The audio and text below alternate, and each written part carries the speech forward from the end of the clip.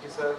Good afternoon. I know I'm standing in between you all and the lunch. I won't make you bored because the topic is a relevant topic, and first of all, I would like to thank the JPEF organizers for this opportunity. So, from the offloading, we'll see, is it possible to prevent an amputation in a high-risk diabetic foot? So, before that, we should know what are the factors which fits into make a person is having a high-risk diabetic foot, and what are the measures which is available in our evidence-based practice to prevent the amputation in a high-risk diabetic foot. It's always a pressure to present a topic in front of Venkata sir because he is considered as one of the father of diabetic foot research in India. So my topic of agenda will be basically I will be concentrating on the textbook title which is given there, the limb salvage in diabetic foot, and we will see what are the options and what is the scientific relevance of preventing an amputation in diabetic foot patient.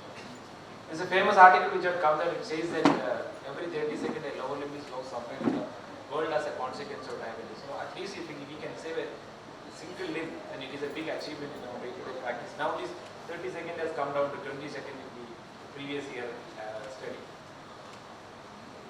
And as a capital of diabetes, I think again India stands as the capital of diabetic foot because one of the most devastating chronic complaints. We are bothered about our kidney, we are bothered about cardiovascular problem, we are bothered about retinopathy, but I think you can just imagine how many centers are there in our state or the country to have a comprehensive care for the diabetic foot. So we know it is one of the most ignored area in the complications that the diabetes affects.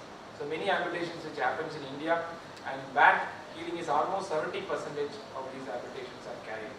Basically because of the insufficient knowledge among the doctors and the caregivers. So in clinical diabetic foot management, 79% of doctors perform comprehensive clinical examination and only 25% perform the comprehensive clinical examination using all the available methods. So approximately 20% of doctors have reported clinical cure of diabetic foot ulcers. More than 80% of patients and only 1.6% of doctors reported a cure rate of 100%. We'll see why it is happens because fewer than 20% of diabetic patients are regularly given foot examination by primary care physician. Because in a BSc or a CSc you are sitting 100 patients are waiting in the queue, how much time you will get to look at his feet. But you pay 30 seconds, at least 30 seconds for a patient who comes with the diabetes, along with looking at the heart and other things, please have a look at his feet because the feet will be the beginning of a lot of other complications. So anyone sitting in the crowd, you think it is the best way to do a nice big amputation and you can save the limb of the patient, then you are entirely wrong because food needs to be saved. A BK amputation will increase the calorie consumption by the heart, and the 5-year mortality after an amputation is 70%, and the contralateral amputation rate is very high, and that will put an individual in a high cardiovascular factors. So classification, it is for the normal, the high grade, ulcerated, cell-lytic, necrotic and major amputation. You see what are the factors. Fits into that. One is the most important factor is anybody who has undergone a previous lower extremity amputation or maybe in the form of a disarticulation of a toe, he is in a high risk. And a history of foot ulcer, anatomic foot deformity, especially studying the claw hands or the Rudians, all these things will increase the pressure load on the particular part. And any diabetic patient who is on a dialysis, who has got a retinopathy and smokers, because smoking is very prevalent in our community and it makes the management very difficult. Where it is very difficult is the combination of neuropathy, the motor neuropathy, sensory neuropathy as we discussed, and the autonomic neuropathy. It makes the foot deformities and makes the skin dry. These are the foot deformities because of the neuropathy, clot house, nail deformities, all these things, the pescalus, sharp out foot that we discuss it later, and the sensory neuropathy which makes it. These are common seen in our population because a lot of our elders will have a crack, fissures in the calcaneal region, and this will be the beginning of the disaster. These are the differentiating features of the neuropathic and neuroischemia. I'm not going into details, but you can read it from the book that basically the skin temperature will be different, neuropathic and neuroischemic. Look for the temperature and look for the peripheral pulses. Never get misguided by the bounding peripheral pulse because most of the time it may be seen in a neuropathic foot. This is a working group of diabetic federation which gives. See, there is no need to you have to pass an MS, the surgery or a podiatry or maybe an NT medicine. With a general practitioner or a diabetologist, you can easily practice this because previously we used to have a DFA program. I think Dasar was organizing because I trained in that. That is motivated me to go for the diabetic foot education. And 4 mantras for physicians sitting here are basically you check, you protect, You treat, if you can't treat, refer to another specialist who is capable to do that. Examination, there is no need to any big instruments. You should have a sensible pair of hands and your eyes. Foot examination, always try to remove it is there in our culture, overcomes, you just test the feet of your elder individual and you will get a blessing of them, and by that you can check the feet also. Remove the footwear and insist on remove the shoes, and even the socks is there, you remove and look, especially in the intertone region, there are small ulcers will be the beginning of the major problem. So always insist to avoid slippers like this. You tell your patient, even if it is a newly diagnosed or a diagnosed patient with more than 10 years of diabetes, you tell them don't use this sort of chappals.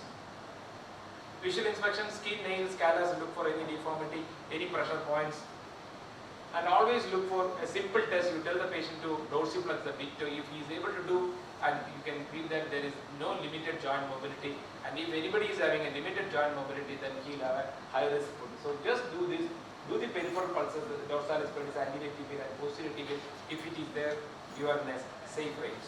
So these are the small lesions. You may think that it won't produce too much of problem.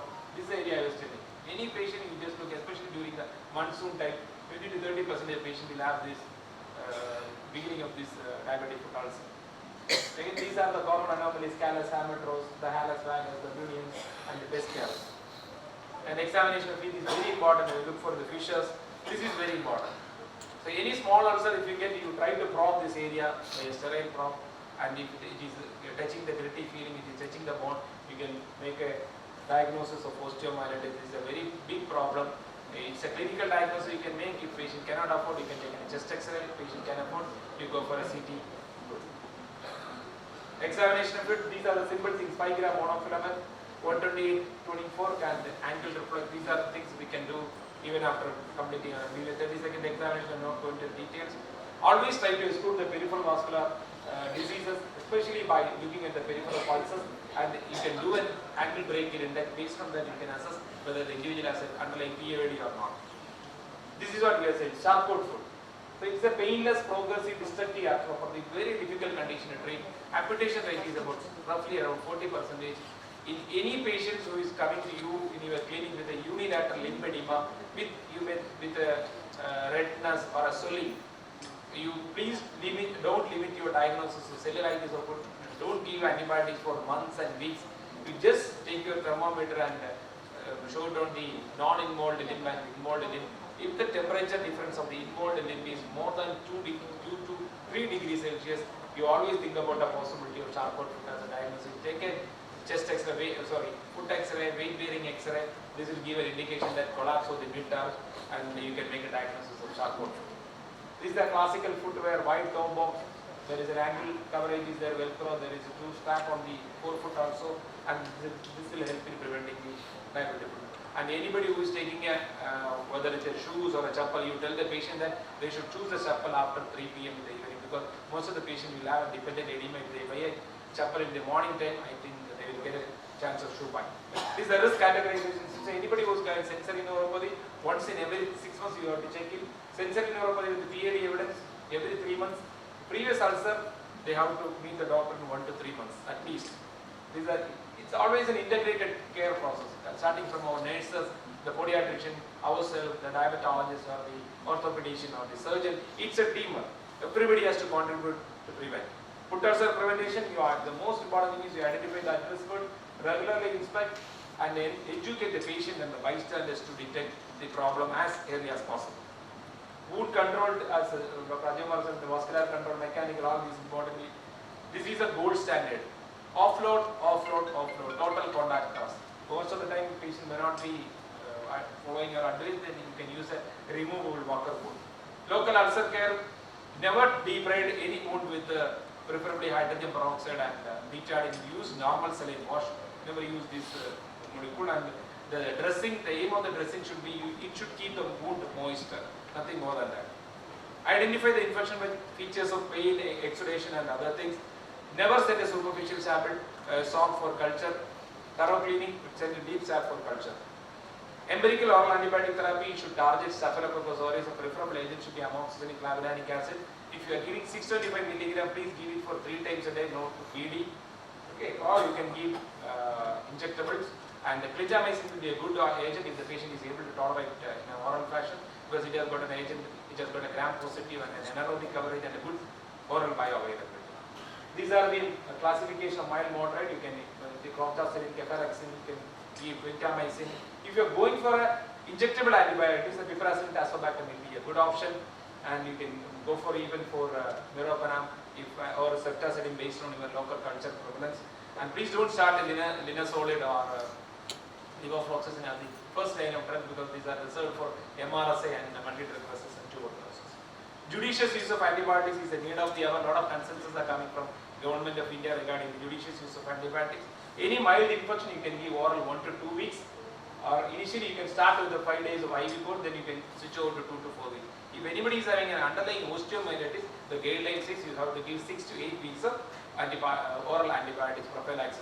Preferable agent should be a gram-positive coverage, and I think rifaximin, rifabutin things are now gaining importance. So don't give rifampicin, then people will think that I have tuberculosis.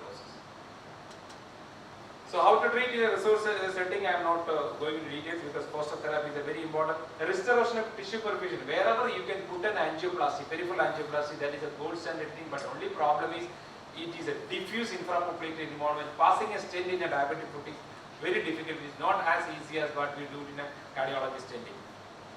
And any ulcer fails to heal by 4 weeks, with optimal management, you try to go for any modified treatment or wound healing. In that, the working group says that you can use for sucrose dressing, you can go for placental membrane, you can go for systemic hyperbaric oxygen therapy as an adjunctive treatment. That is what I am doing it for last 10 years, and there is a lot of new guidance are there. Referral criteria: new foot ulceration infection, suspected charcot, and suspected lower limb osteomyelitis. It is better to refer to a higher center where the facilities are available. This is the most important, and ensure that patient compliant with the offloading device and they take the glycemic control is proper. So take a message is that setting up an interdisciplinary foot care team is very important, and implement the prevention and management strategy. Work as a team, get rid of your egos, and updated evidence-based management is very, very important. And once again, thank you, and it's always a pleasure to present in front of Kumar. Thank you, sir. Thank you.